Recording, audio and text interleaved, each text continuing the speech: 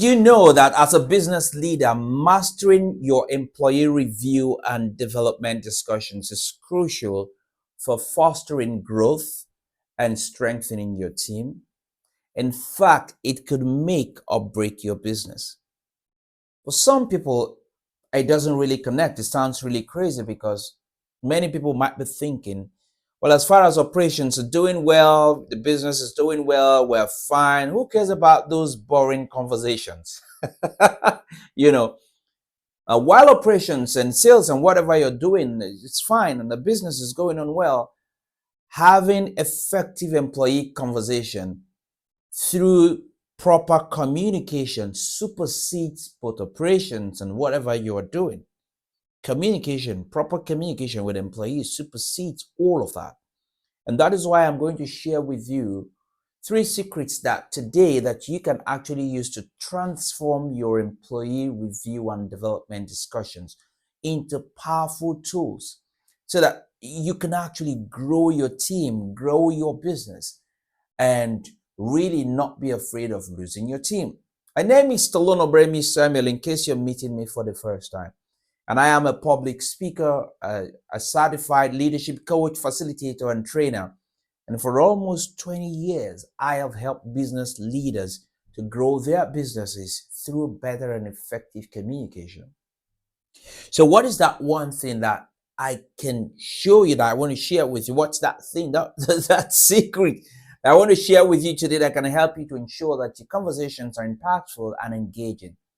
Well, the answer lies in the energy that you invest. Energy is everything. When it comes to conversation, employee conversation, energy is everything. So I've got 3 tips that would elevate these discussions, these meetings, with strategies that would help you to prioritize connection, clarity, and effective communication. It's really, really important because these will transform your approach and drive meaningful development within your team. Now, if you're ready, let's go. Let's look at the first secret, the strategy that's going to help you. The first one is take the initiative. Go first. Whenever you're having these conversations with your employees, take the initiative. The idea here is that as a leader, you should be the one to start the conversation. Don't wait for your team members to share first. Create a welcoming space for them to open up. And, there was once that I worked with a particular organization with a manager who would always initiate feedback discussions by sharing something positive that he had noticed about his team members. The truth is, leaders go first, not because it's easy, but because it's necessary. This is important because that simple act of taking initiative, in the case of this manager that I'm just telling you about, helped to break the ice and allow the employees, all of us, to feel more comfortable and engaging. The second secret is be prepared and clear. Sometimes as managers, we can be so engulfed in the everyday workings and strategies and the everyday functional stuff, but not focused on the conversation that we want to have with the employee. The main thing to understand here is that preparation is key in creating meaningful dialogue. One of the best communicators I have ever worked with always spent time understanding her team's needs before any discussion.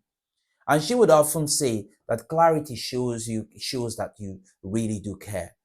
When you communicate with clarity, it means you really care. And for that to happen, advanced preparation is really important. By knowing their strengths and their challenges ahead of time would help you to tailor feedback. In this case, it helped this manager to tailor feedback in a way that felt specific and actionable instead of going round and round in conversations that are headless and pointless. What this means, so this is important because when your team sees that you prepare in advance, that you've done your homework before the meeting, it strengthens the strength and it strengthens the trust and that they have for you and makes your feedback even more impactful.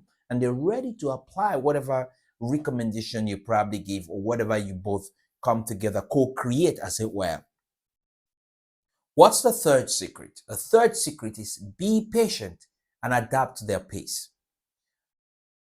What you need to understand as a team lead, a manager, a director, or a business owner is that not everyone develops at the same pace, not everyone at the same speed. I remember one of the employee conversations or discussions that I had with a high potential employee. But then I observed back then that she seemed hesitant to take more responsibility. So instead of pushing her, I slowed down the conversation. And the business I used to work with, I slowed down the conversation and gave her time to express her concerns. People have a lot they go through, that they're going through, that they're dealing with. And so the ability to listen attentively, listen actively, really places you in a place to understand what they're going through and be willing to help them. And so be patient and adapt to their pace. It reminded me at that point in time, and I still take that lesson home with me, that as a manager, sometimes the best progress is made by moving at someone else's speed. Patience helps you to build lasting connections. If you don't connect, communication falls flat. This is key because some team members may be eager to advance fast, they want to just go on, while others are happy where they are, don't want to take more responsibilities, they just don't want to go that way, the pace at which you would have probably loved them to go. And so paying attention to their paces helps you to figure out what really works for them, and this will help you to align your conversation when you discuss with them. So here's the thing I need to take home with you. If you want to increase your team's confidence in you, then you must pay attention to how you communicate with them. You must listen actively to pick up their pace, to understand their pace, and prepare in advance to communicate with empathy. Take the initiative to share first, to break the ice so that they are willing to come out and work with you and have this conversation with you. In all of this, the power of public speaking and communication is useful, not just on the stages. When people think it's just about the stages, no, but everywhere at work, in the family, your relationship, even in this case where you're having employee discussions. It is actually good practice to communicate with clarity and empathy. And I recommend that you ask for feedback from your team as to what they feel, how they feel about your communication style. If you have to do it anonymously, that's fine, but the feedback will really help you. I recommend you really do that. If you want to increase your authority as a business owner, as a senior executive, as a team lead, as a manager, to grow your business, get more sales, check the description below. You would find resources that I've created to help you to achieve this. Now, can I ask you permission to ask you to kindly like this video? Please share the video with someone within your team, your network that you think might benefit from this. And also, please subscribe to this channel if you feel moved. Why is this important? It's important to us because we need your help to grow this channel. Could you do that for us, please? Thank you very much.